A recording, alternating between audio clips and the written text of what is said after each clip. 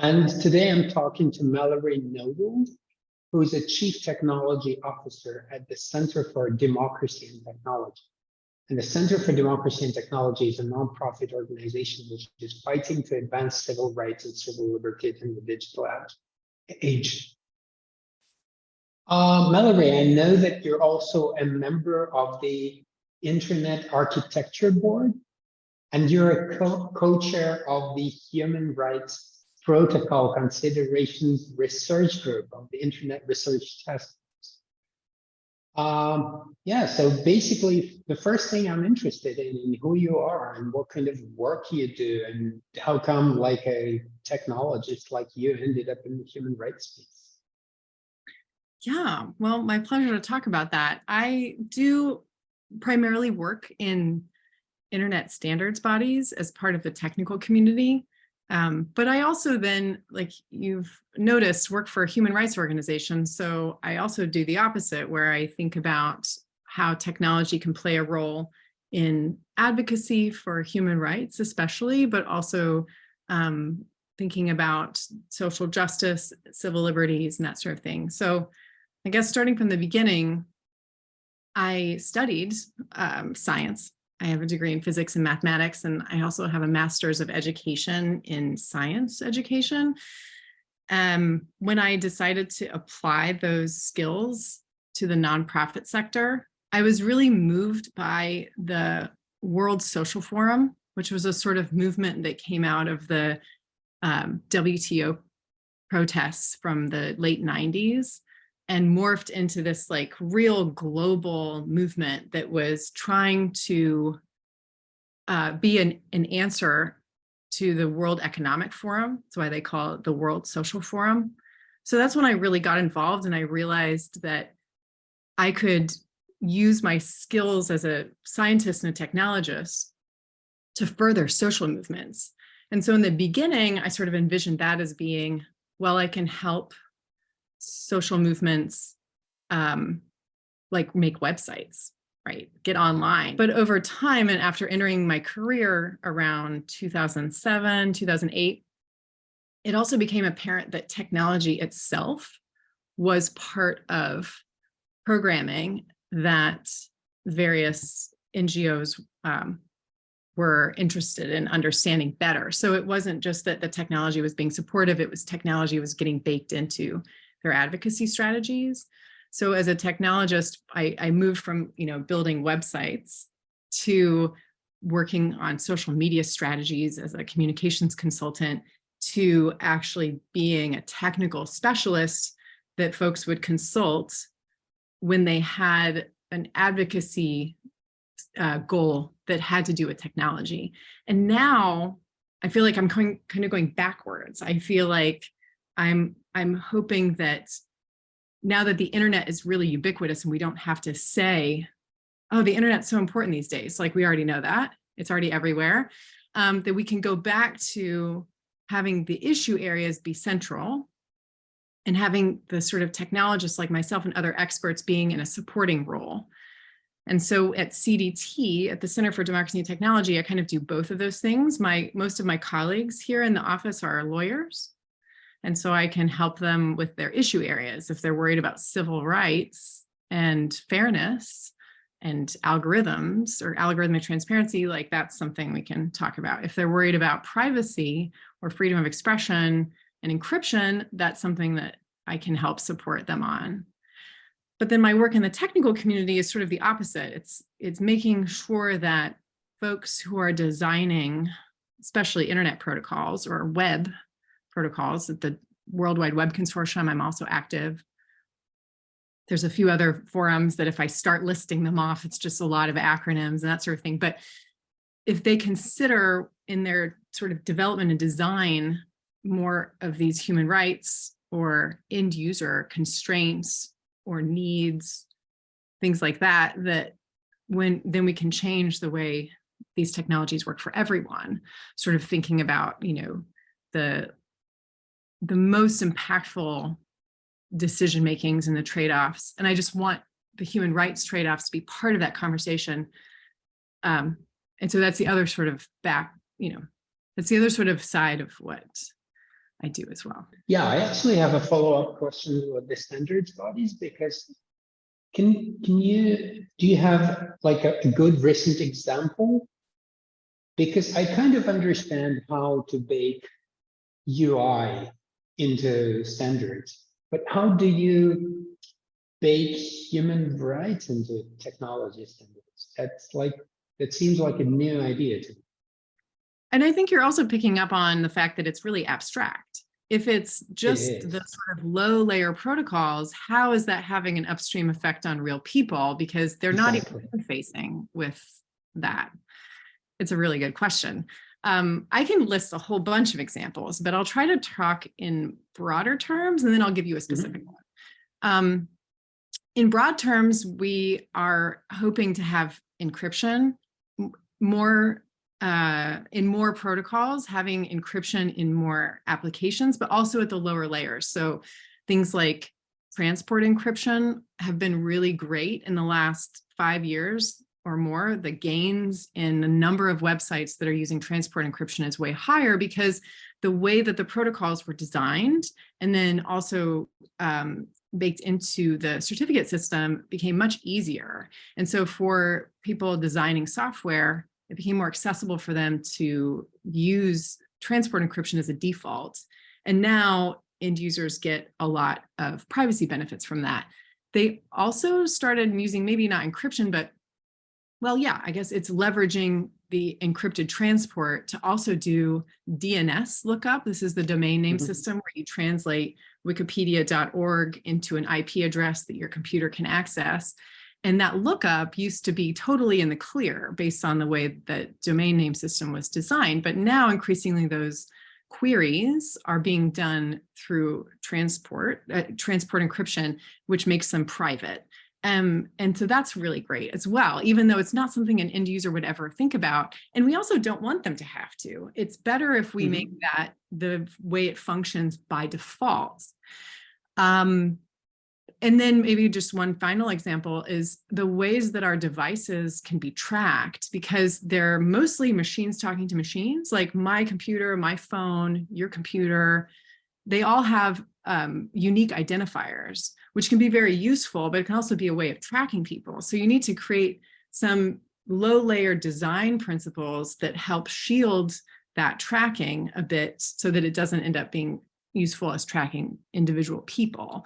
And you have to do it in a way that works for everyone, because that's where I think some of the advocacy comes in, where someone like me might actually help resolve the debate. There may be at the end of the day the right decision, but we're there to help bring a human rights voice that just tips the scales a little bit, saying, you know, you could do it this way or you could do it that way.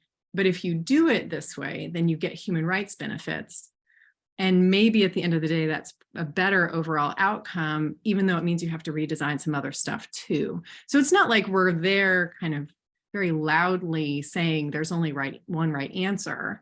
We're just trying to lend another perspective, create space for additional considerations that engineers haven't necessarily been considering before. Oh, this is amazing, because like, honestly, every time some big technology corporation would introduce something, a change that favors user privacy, I honestly usually think this is a PR effort of some sort. And I actually didn't realize that there are those bodies with people like you doing all kinds of work in that direction. But I'll be honest, it's far fewer people like me than you'd imagine. There are just very precious few human rights organizations that have the technical capacity, the time, the interest in following these like incredibly arcane conversations that are mostly benign. Most of the time, most of the things that people are designing and talking about don't have really overt human rights implications, but when they do have, it really matters. And it's also difficult to sort of post hoc identify problems with human rights, parachute into these communities, and then try to correct the mistake. You really have to be part of it as much as you can from the beginning so that you understand where the conversation has been, where it's going, how to make gentle suggestions that are balanced, so it's a bit of its own world, I guess. Mhm. Yeah, so you mentioned encrypted DNS, and then you mentioned mobile device tracking. And I kind of recognize those stories, but if you don't mind me asking, what are the other recent initiatives or recent standards or recent directions that you've been working on? Sure. So yeah, we talk a lot about privacy and security for end users and user security, because sometimes that can be in tension with Mhm. security for systems or security for businesses. The other issues we follow are freedom of expression, which in some ways, from a technical perspective anyway, can be one side of the coin to privacy, right? If you can't tell who someone is or what they're accessing, it's hard to stop them from accessing it or stopping them from expressing themselves on that service. So they have some similarities with freedom of expression, but we often then talk about, content moderation happening down the stack, which it definitely does. I know it's controversial to say that, but we know that intermediary companies that have no end user base or anything like that are asked to filter content, to block domains, to get involved in other ways. So that actually does happen at those lower layers. Other issues like freedom of association can be really interesting to think about. I would say this is an active area of research for my group at the Internet Research Task Force, where we're trying to understand when so much of our lives are intermediated by the internet now, what does it mean to build the right to protest or the right to associate, both in the online world as a place, but then also how the chilling effects and other surveillance and things actually stops it from happening offline too, which is probably more important, right? We want to think about the erosion of civic space in the last 10 to 20 years and how the internet has probably helped that erosion, not made it better. I think that's one of the interesting findings that we've come across, is that we imagine the internet has made it better to voice our opinions and to organize, but actually it's made it harder. And we know that because around the world, protests are more easily stifled, activists are more easily tracked, and just overall, we have far fewer offline civic actions in any corner of the world than we did in previous decades. Also, I think maybe this goes a little bit back to freedom of expression, but we worry about the internet's health itself. This is somehow where the internet freedom sort of assumption comes in, that the internet, a healthy, resilient, accessible internet is perfectly aligned with human rights. And that's why we need to preserve it. We're not just preserving the internet for the internet's sake, but actually because it is such an enabler of human rights. And so I work a lot on that in thinking about how censorship regimes or other kinds of design decisions that may be jurisdictional or technical are actually leading to less of an open internet, less of a one totally interoperable, resilient, ubiquitous internet, instead of little tiny inlets of internet in other places that look a lot more like a fragmented internet. So that's another area that's not in and of itself a right or a human right, but I think it's an area of concern because we want the internet to be the same for everyone, everywhere, all the time. Another question I wanted to ask you is, I interview all kinds of people, and then I basically have the technology people, and the technology people are what are they? The elliptic curve 2517. Who can talk about their field of their area, and are very focused on the minute technical details of what they're interested in. Then there are ideas people, and the ideas people think that a particular idea, a set of ideas, is really important, and they're running around with that idea or ideas, telling everyone. And then there are values people. And values people are they're the same or different than ideas. People know they're different because they're more driven by, I would say, moral values or things like humanism or like human rights or uh, what kind of person do you think you are? Well, I'm definitely a bit of all of them, if I'm really honest, but I think mostly it's between ideas and values. The values to me is required, right? Like it is so important to have a frame of reference for what matters and what we're advocating for. And for me, that is human rights. And there's a reason for that. It aligns really well with working in standards because in fact, the human rights framework, the Universal Declaration of Human Rights is itself a standard in a way. But then at the end of the day, I also feel that I'm very much an ideas person simply because I sit across so many different domains of expertise. I'm a generalist, which is why I haven't mentioned I'm not a tech person. I am a tech person. I just am a generalist tech person. So I don't get really caught up in the details. And that helps me see the bigger picture.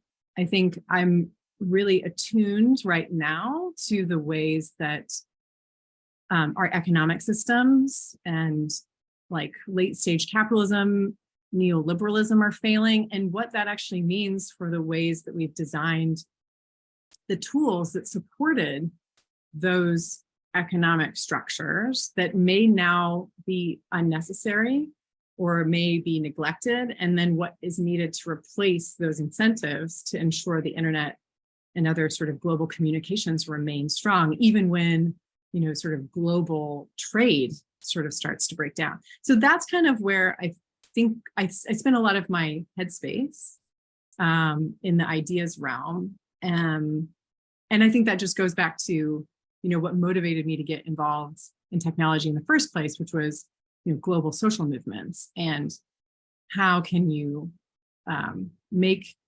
democracy and other kinds of things stronger with technology or because of technology. Yeah, this is fascinating. And love how you're describing how late stage capitalism is failing, and so are the technologies that drove late stage capitalism, and then what is needed to replace them. What do you think is needed to replace them? Well, so I most of the time in my day job, the issue area that I'm engaged in is encryption. Mm-hmm. We're really worried about states overstepping power. That is really the fundamental big idea there, right? So to put it in more stark terms, encryption exists and we want it to be ubiquitous in all of the apps. And this is specifically end-to-end encryption. I mean, transport encryption is great. All this is wonderful. End-to-end encryption is the one that's sort of very much in under scrutiny right now. And it's because we want it deployed and we want it everywhere so that you have to do something like pass a law in order to give powers to someone with oversight, if it's a state, if it's a state agency, whatever. And it's not working well. I mean, folks are worried about it in the UK at the moment or the EU at the moment. But I'm not. I mean, I think that the fact that you have to get literally dozens of countries, millions and millions of people to actually vote on something, to support something, shows that it's working because the technology exists. And in order to erode the technology would take a massive act of democratic will, and it's not going to happen easily. By the same token, then, I'm increasingly shifting my attention from encryption, although this is the year to really be watching these things. I'm thinking about the next step. I really want to also think about the health of the internet. So something I've talked about a little bit in terms of fragmentation, in terms of censorship. I think this is important because like the Russian audience of Rostam Sabada is definitely not so much familiar with the encryption debate because the focus in this region is mostly on online censorship and censorship circumvention.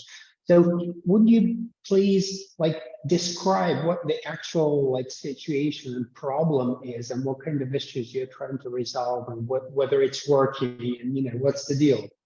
Yeah, like I said, there's a long tradition of states, democratic ones even, that would like to have a backdoored encryption, or to ask that any sort of service provider that's implementing strong end-to-end encryption to also design the systems that would allow either a court-ordered access or some agency access to those messages, right? It's not a new idea.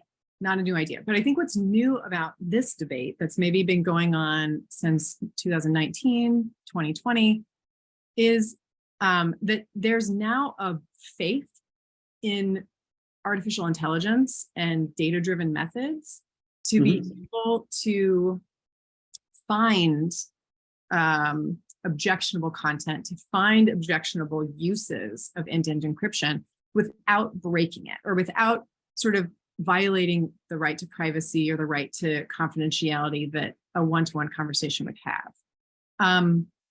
So what that looks like in a few different places. I'll start with the global south first. Actually, India and Brazil and Bangladesh and a few others have said they're not interested in the content of end-to-end encrypted messages, but they are interested in viral content. So content that's either disinformation or that's disrupting elections. So they don't want to know what's in the message. They might actually already know because somebody has shown them a message, or somebody has picked up on the fact that there's this disinformation circulating, but they want to know where it came from. So they're saying, we're not going to break encryption because we don't need to see the content. We just want to know who's sending it. And so that's what we are calling traceability. I call it enhanced metadata. They want to know who sent it and who has seen it. And they say that this can be done because it doesn't break encryption. That's a problem. Obviously, it's a problem. It's even worse in some ways because, like I said, they probably already have the content. And now they also want to know who's seen it. In the US, UK, and EU, but as well, like at some point, Germany and Belgium, and there's a bunch of different things. Australia, they want just a straight up backdoor, and they've asked for it in a variety of different ways in the past. In Australia, there's a law on the books. The acronym is TOLA. I can't rattle off the acronym for you right now, but you're forbidden to make encryption as a service provider that's Australian, that's registered as a business in Australia, unless you can ensure lawful access as possible. So that kind of erodes Australia's tech sector's ability to be competitive, right? Because nobody trusts encryption coming out of Australia. That's been on the books for a while. The other tactic that's been taken in the EU and the UK is around child safety. So they're saying, we don't want to take people's privacy away from them. We don't want to make people feel like they can't have confidential communications online. We just want to find the bad stuff. And we can find the bad stuff if you allow us to do like data analysis, basically on content. So again, it goes back to this belief that AI is in a place now where it can, without human intervention, find the garbage and the perpetrators of the garbage, and we're doing it for the children. We're doing it to save lives, and all of that is really important. And until you realize, that actually a lot of children, if that's our framing, are often abused by people who maybe they're not, maybe they're their parents, maybe they're their caretaker, or maybe there's someone who is trafficking them that has access to all their devices and has access to their digital lives. So again, it's like, we need to protect those kids as well. We need to think of their threat model. And when you do that, you realize that, going through and making encryption insecure is like the last thing that vulnerable populations, including at-risk youth, need. And then also, I think the last thing to note about that whole belief in the ability to do content moderation in end-to-end encrypted networks only for bad cases and not for good cases is that the AI isn't actually any good, really. I mean, there's a belief that it is, but it's not. It's sort of this magical thinking where the problem is the end-to-end encrypted app, but the solution is also the end-to-end encrypted app if you add in sort of special client-side scanning or other kinds of AI magic. Then it's like going to save the world and solve all these problems. It's not really going to work that way. And you are going to create vulnerabilities in the software that bad actors can exploit. You're also going to create the ability for democratic actors to be able to increase the ways they can exploit it for other things beyond the narrow definition in the law, because the capability is there. You might as well use it for other things too. And then, of course, the knock-on effect globally is that all states now would very much like to have that very tiny backdoor for their own purposes. So it just kind of creates all these different problems. So we're back in the same place as we were in the 90s, but with a lot more technical sophistication, a different reason, right? It used to be sort of terrorism that hasn't totally gone away. But now the thing that seems to be motivating Europe and the UK anyway, and to some degree the US actually, is child safety.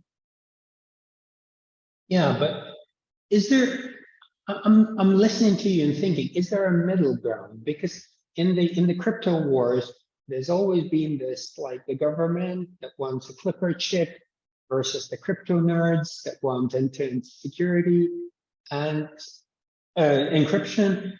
And those they never meet. Right. Those are like the extremities. Is there a middle ground? Yeah, I would think so. When you mention Clipper chip, you're mentioning some of the past suggestions. Yeah. In the past, before we were all sort of having all of our conversations intermediated by the internet, even if we're talking in my office right now, all of my devices are on, right? So that could be, you could walk out with your friend or your colleague in the street, into a field, past a water fountain, and you could have a private conversation. And most of your interactions with other human beings were like that. But it just isn't so today. I mean, it is really the opposite. It is hard to think about a conversation you've had recently where there was no chance that anyone could be listening in. Just not because you're being followed or not because you have, someone surveying you, but because our devices that are networked are so ubiquitous. And so we have to imagine that any kind of global networked system-wide change, and all of those three elements are key, could just be used for mass surveillance. It really turns our most intimate conversations that we would be having, because we believe they're end-to-end encryption, into essentially honeypots. And that just can be used in so many terrible ways. But you ask about a middle ground. I do actually think that there's a middle ground, but I think that in order to reach it, we first have to accept that end-to-end encryption and the technology for end-to-end encryption in every possible app that we can find it is just a reality. I think once lawmakers and powerful governments sort of let go of the sort of drive to break it, I think we can build a lot on top of it. I think we can think about ways of addressing harm that are user-centric, that actually give users more agency, not less, and that help us all overall. And that's really hard to do right now. It's hard to focus on those innovative techniques because we're just so busy being, in this argument. A couple of examples, and CDT has put a paper out on this. The title of it is called Outside Looking In, for anyone who wants to look that up. But there were two potential avenues for this. One is that already we know, I'll start with the most controversial one first. Already, we know that platforms have some amount of metadata. To get an encrypted message from one place to another, you have to at least know who's sending it, who's receiving it. Things like about the time of day, like little bits. That can sometimes be enough, right? If somebody's on the system sending 50,000 messages an hour, that's data. You can use that data to find out what's going on, find out more, or stop that behavior from happening. So there's some uses of metadata. I think folks don't like this, or it's considered controversial because metadata is obviously, it can be enough, right? To, it's actually quite rich information. But in our proposal for using metadata, we make it very clear that we're not asking platforms to create new metadata. It's just what is basically required that can help. like traceability, like I call it enhanced metadata, so that we can make a differentiation between proposals like traceability and just regular encryption, that you're enhancing the metadata. That's a bridge too far. We don't want that. And then the second thing that we think would work as a middle ground, if we just accept encryption is everywhere and it's strong, is giving users more controls in the apps, giving users agency. So up until very recently, it was impossible to block and report users on end-to-end encrypted apps. Now you can.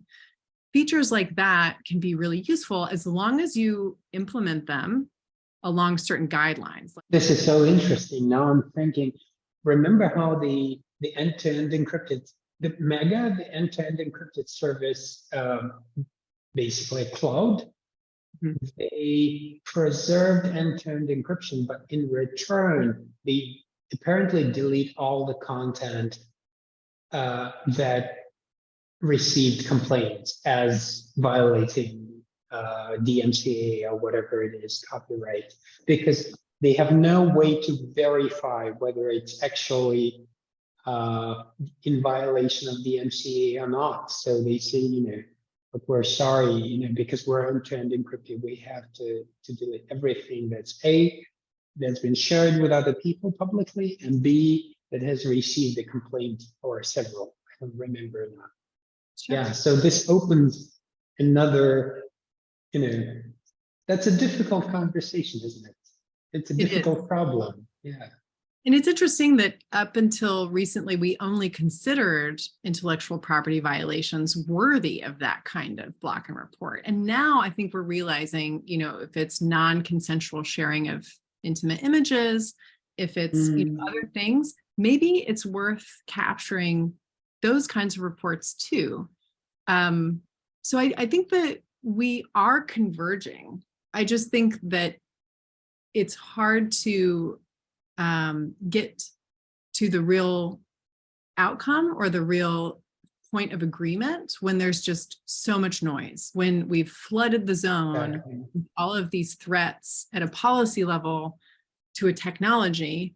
And maybe this is just me being a really belligerent engineer right now, but I do actually think there are interesting technical problems to solve. Let's just get to the point where we start solving them.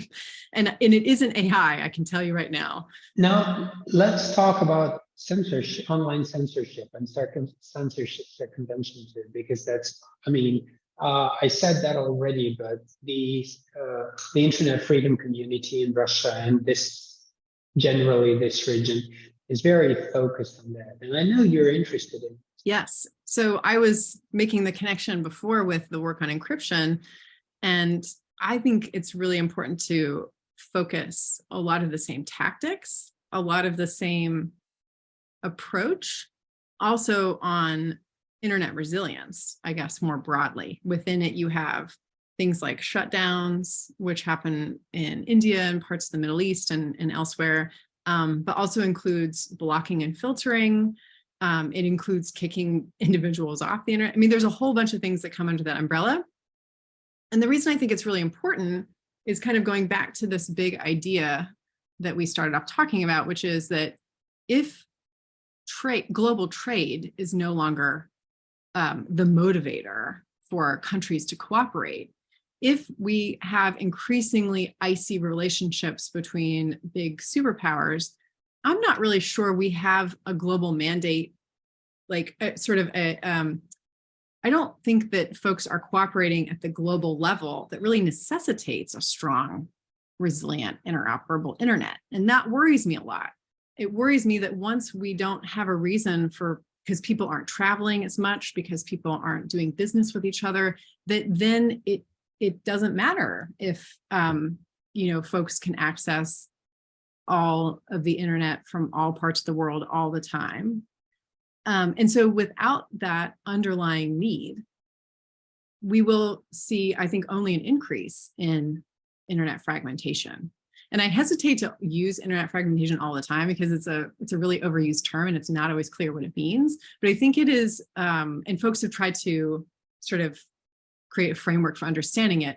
there are technical ways that the internet's fragmented, which has its own set of categories. There are policy and jurisdictional considerations for how the internet is fragmented. And I think just the perfect storm is about to hit, where we're not using all of the same protocols all the time, where we have the sort of internet as a network of networks, but a lot of these networks operate in super different ways so that they aren't technically or actually interconnected. And as well, then we don't have the political will to keep it connected. That's what I'm worried about. So I think there's a lot of different tool-based approaches. So VPNs are certainly a sort of bottom-up tool that will help end users create their own like fixes, technical fixes to being stuck behind filters or in an internet shutdown situation or circumventing jurisdictional blocks and things like that. But then I also, because of my work in the Internet Architecture Board and with the Internet Engineering Task Force, I want to think about it too from a really high level technical level. You know, how do we improve the infrastructure of the internet such that it is more resilient or able to change its resilience over time? And then, of course, we have to think about the policy level too. How do we think about the incentives to keep the internet on for everyone, everywhere, beyond trade, beyond commercialization? I don't know what those incentives are. So I kind of think on those three levels: VPN, internet architecture, and policy incentives. Yeah, this is actually so profound. I've never thought about trade being the actual incentive for the free and open internet, although it obviously is. Like, now that you told me that. Well, maybe we can trace it a little bit different, but I think the reason why it is so ubiquitous, and in the year 2020, 2021, 2023, 2022, when we had this global pandemic and our lives moved online, and for the most part that worked out, right? We didn't see huge major outages. Yes. We didn't stretch the system beyond its limits.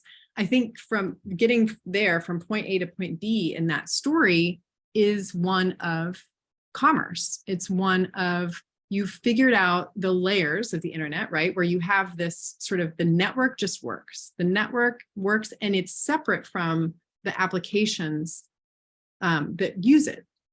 And this is sort of an epic battle right now between telecom operators and service providers in Europe. It's in India, South Korea, I think Brazil also. They're all proposing these sorts of what is called sender pays models, where the logic goes, these large content service providers are like, most of the internet, right, is streaming and and whatever, but none of these huge tech companies are paying for the infrastructure. Shouldn't they be paying for the infrastructure? It's similar to the encryption risk. The risk is that there's this mental model. People are saying this is unfair. We need to rectify this balance. We need some way of siphoning off that profit. But if they got their way, if they sort of redesigned the architecture, they would essentially break the spell. They would ruin the way that the internet works, where you have just this network that's always on at all costs, and then stuff that works on top. And that stuff that works on top is creating then a feedback loop where the network staying on is important. But we're about to break that. We're about to mess it up. And that's going to be really consequential. Not just because I think that, Google and Meta need to keep their money. I don't care about them keeping their money. I think we should tax them a lot more than we do. I think the problem is we're breaking up this commercial incentive to deploying the network everywhere so that commerce can run on top of the network, or commerce can run because the network exists. And this is sort of another argument that we sort of fail to make. Some people are making it, but a lot of us are failing to make the connection between all of these rights and all this internet freedom and last mile access. And actually, getting more people online. I think, and maybe this is not meant to be a criticism of the internet freedom community, but maybe it's bound up in where a lot of that funding came from that supports such a robust community. How the commercial incentives in a way perfectly map on the different methodologies that countries use for online censorship. We've been discussing that with researchers who study the Great Firewall of China. And they're describing how a lot of censorship is very temporary. Like it only blocks things for like 2 minutes and then unblocks. On the one hand, that's because there are so many users and so many servers and so many, but on the other hand, they're telling me how China is so export oriented and so trade oriented that they cannot afford on the philosophical level to make those mistakes and censor something that shouldn't be censored. This is why they choose to do it temporarily. So a few different ideas here, right? Steven Feldstein also wrote a great book about this, where there is a gap between countries that can censor everything, like China, or the US actually, versus countries that do. So, China does, the US doesn't. And that gap between can you censor the internet fully and do you is sort of a marker of democracy, at least in Steven's, in his framework. One interesting example that your listeners might find interesting, we had the professor and researcher Jed Crandall come to speak at my research group on human rights and protocol considerations about what I guess we would call censorship capability. And when we look at Russia, so this is where Jedediah Crandall's work comes in, he actually tried to measure this by looking at autonomous systems. So autonomous systems are like the intermediary boxes that sort of move packets from one place to another. So they're really interesting in terms of their function. So Jed tried to identify autonomous systems that sit at the edge of a jurisdiction, meaning they're the last hop out of a country or they're the first hop into a country. And if he could figure out and place those along a border, I mean, it's a visual, it's not actually that visual, even though it's physical hardware, but like you're thinking of all the autonomous systems that essentially constitute your jurisdictional border. And how much control does a government have of those systems? So like in China, it's like 95%. Like all the autonomous systems that sit at the edge of China are controlled by the government. They have the ability to filter and block or turn off or whatever at those spaces. When you look at a country like Russia, who maybe is just as motivated as China to have the power and the capability, right? It's shut itself off from the internet a couple of times, even with advanced warning, like back in 2017, those sorts of things. It only controls like 40% of its ASs. Doesn't actually have the ability to control that fine-grained approach. And I think my suspicion is that this is actually a commercial problem, because China has sort of recreated all of the major tech innovations globally, right? They've got their own search engines, they've got their own financial payment processors, they've got their own social media platforms. Like there's really nothing that China needs commercially from the rest of the world's internet. So it can afford, right, to block and filter so heavily. And it has all of this sort of, actual control of its border. Russia's not the same. They don't have replacements for everything. I mean, I think one of the really interesting things they tried to do was copy and replace the domain name system, so that if Russia completely cut itself off from the internet in the state of an emergency, or because in the way that China does, they could do that right at a protocol level, but they can't afford to do it at a services level. There are too many services that Russia still relies on coming from outside its own borders, so they're not commercially self-reliant enough to actually effectively censor. So the gap between can Russia Whether you censor can and whether and you're able does to. it want to is actually closer, Mhm. right? And I find that sort of really interesting as a use case. Iran also sort of sits somewhere between Russia and China, and that has actually successfully built a lot of alternatives to services. But there's not a lot of trust in state-run services. So people are still seeking outside. So there's a mismatch between what the state wants and what the people sort of perceive. And then that puts them somewhere sort of in the middle, even if they did have more control over its borders, it doesn't have the sort of trust that the people do in China, right? Of the sort of homegrown or native services. Exactly, but then there's also a difference on where the censorship occurs, because in China it all occurs at the border.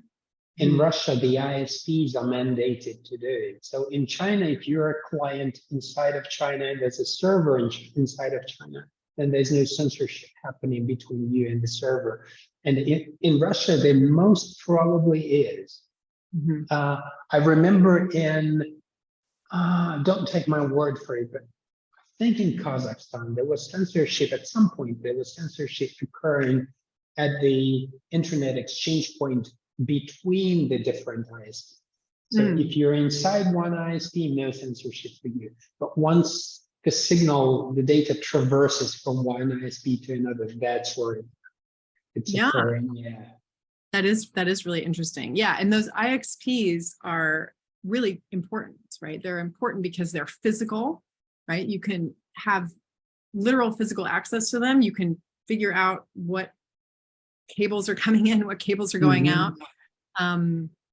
Like another country that could really filter a lot of the internet is Australia, right? But that they don't is sort of democratic space. The UK has a really interesting relationship to this because the undersea cable that lands in Britain carries a ton of the internet's traffic.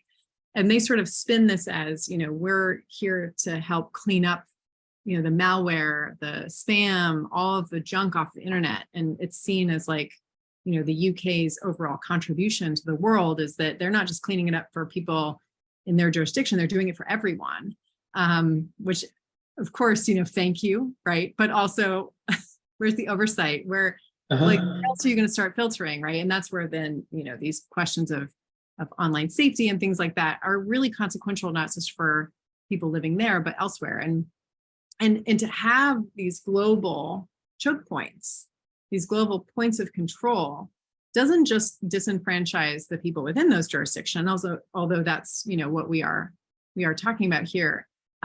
It has an impact on everyone, right? Potentially, right? To imagine that we've had this world, that we've had a few decades where it is possible to send messages and to access content from all over the world, where you have local industry that has built up around hosting websites and hosting email, to have all of that sort of crushed and cut off from itself would not be, it's not the future we want, right? It's not the future we imagine. And we still, though, I think, have to work on all of these levels, right? The tools level for the end user, the tech level at the architecture, architecture level, and then this policy level. The policy level, I think, is the hardest out of all of them, to be honest. But it also takes all of these different communities talking together about it as well, which doesn't really happen at the moment, but it really ought to.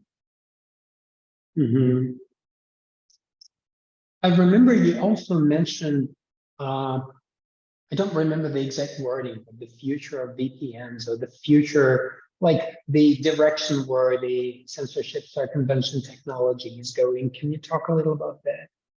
Right. So we have VPN technology everywhere, right? Also, VPN is a sort of umbrella term for a lot of very, very different things. Sometimes you're proxying only. Sometimes you are actually tunneling through. There's also a lot of different options out there that maybe aren't very trustworthy. So users might download one or configure their device or their application to use a VPN for a specific purpose, but that is maybe not privacy motivated. It may be for, just streaming content from another country or something like that. And so there's then intermediaries who are taking advantage of that. There's not a lot of standards or norms, I guess, around providing good VPN service, and what does good mean, and who's deciding that. So there's a gap there. There's just an industry standard problem.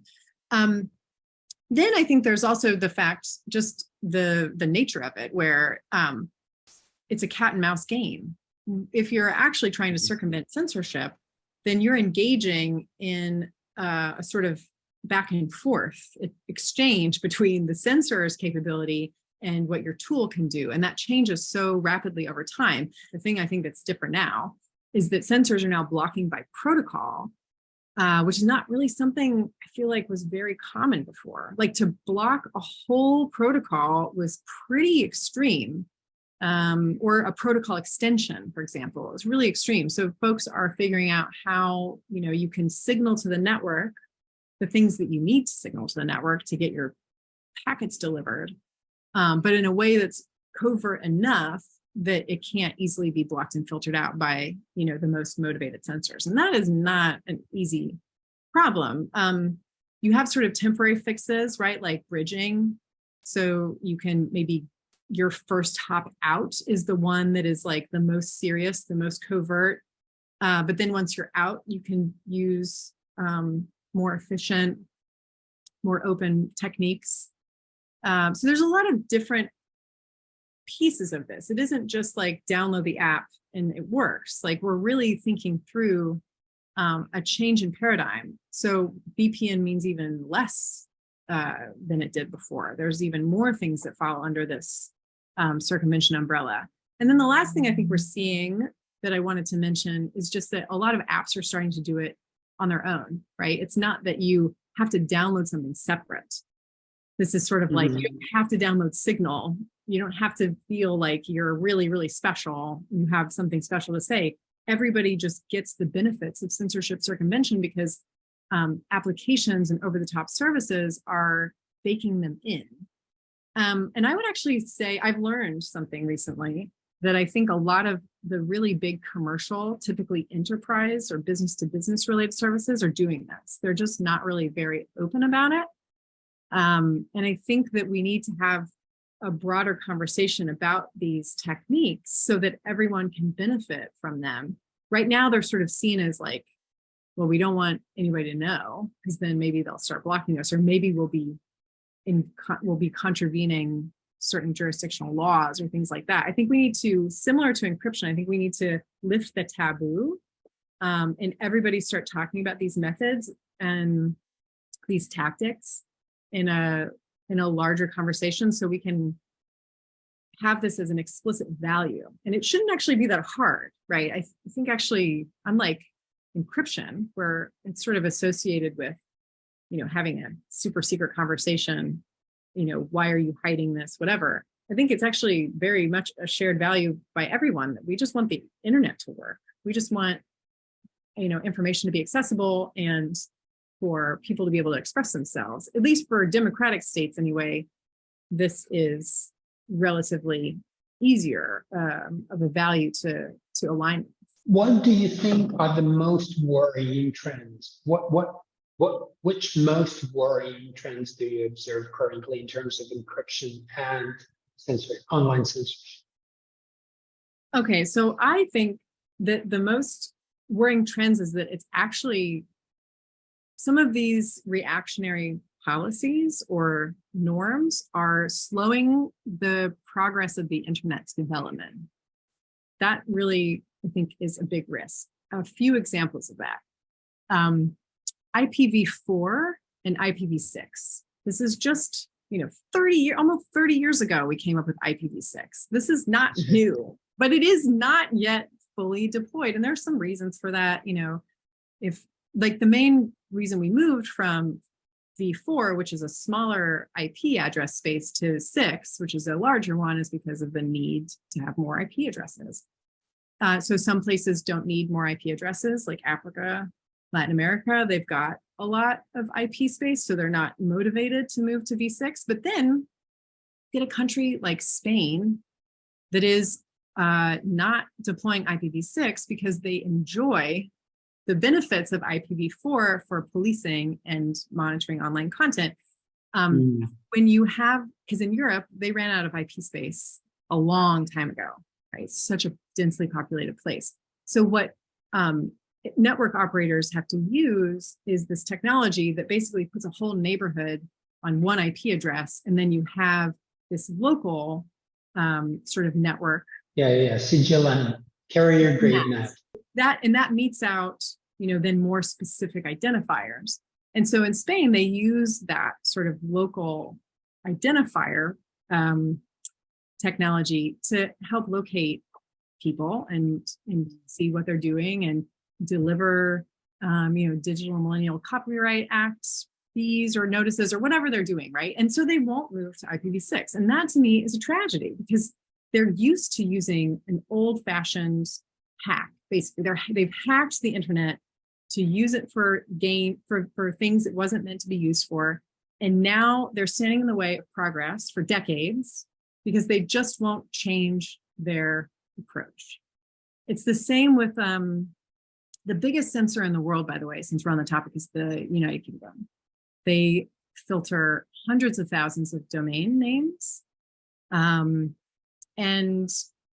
that is a DNS level filter. So if you're just identifying the domain that needs to be blocked, you're doing it at the DNS level. And again, it's a hack. It's just because up until recently, that was the sort of last bit of information sent over the network and clear. It wasn't behind encryption. It was easy to snag. It's easy to pick it out of the air and drop the connection.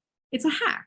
But when, private DNS was introduced, the UK government was furious about it. They wanted to stop it. They wanted to stop the browsers from doing this by default for end users because it was going to mess with their censorship regime and they would have to change it all over again. Meanwhile, everyone is saying to them, take your long list, your very, very, very long list, and just ask the browsers to implement it. Or if end users want that filtering, tell them to install an add-on or an extension or put it in their router. Like, none of these things are impossible, but the fact that you continue to insist upon doing it across the wire for everyone, for all the time, again, remembering not all the traffic that goes through Britain is even from people living in the jurisdiction, it's just slowing progress. It's just being obstinate. It's just getting in the way of better engineering, of better, actual protocols.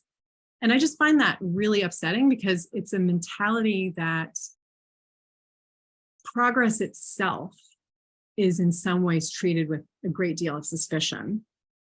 And this is something I wish civil society sort of understood a little bit more, because while I think we're right for the most part about the risks of things like AI and things like that, to sort of constantly be pointing out the problems, to be constantly pointing out the issues, feeds into that exact same, it's the same approach, right? States don't want progress. Civil society doesn't want progress. I think it's about accepting that progress needs to be made and then really getting into how to make it better overall rather than regressing. And we're just not, I think, all of us collectively, I'm not singling out any one place or stakeholder group or whatever. I think we're in a sort of reactionary, sort of capitalist management style approach to technology right now. We need to get out of that space and just stop trying to slow progress, because it really is having detrimental effects on the vision, on the idea, the big idea, right? The United Nations right now is trying really hard to bring internet governance under its full purview. At the moment, right, you have the ITU, which is a UN agency.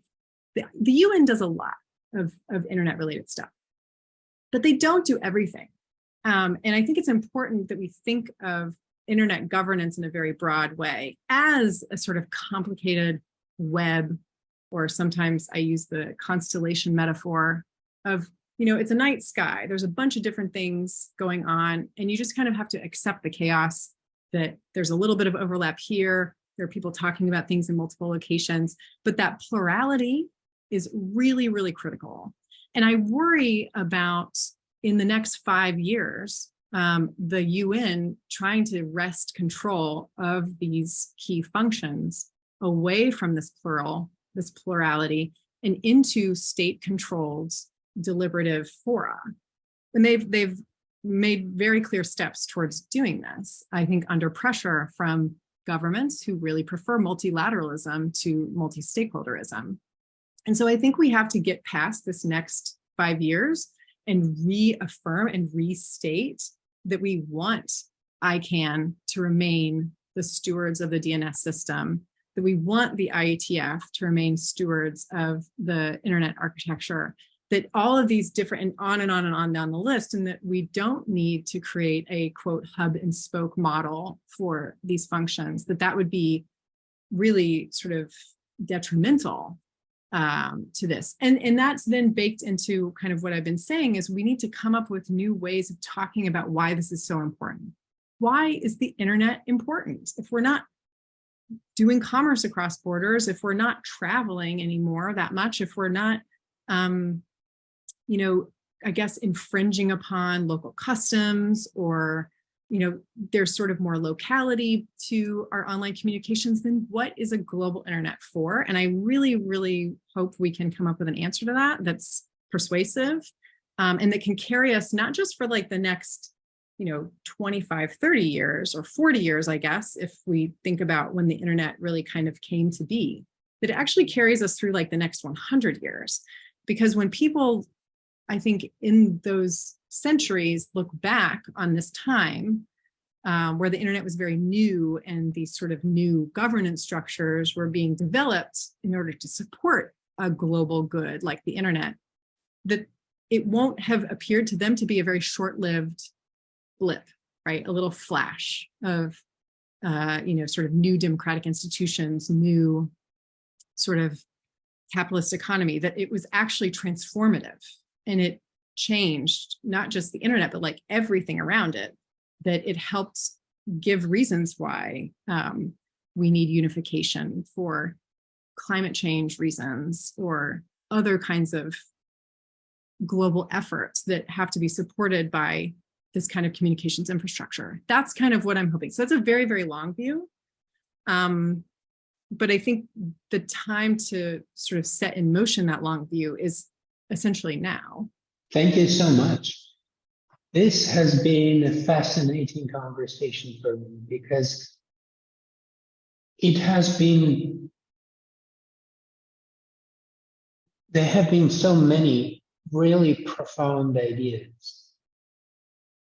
Good. I'm probably going to re-listen to it and re-watch it several times because, yeah.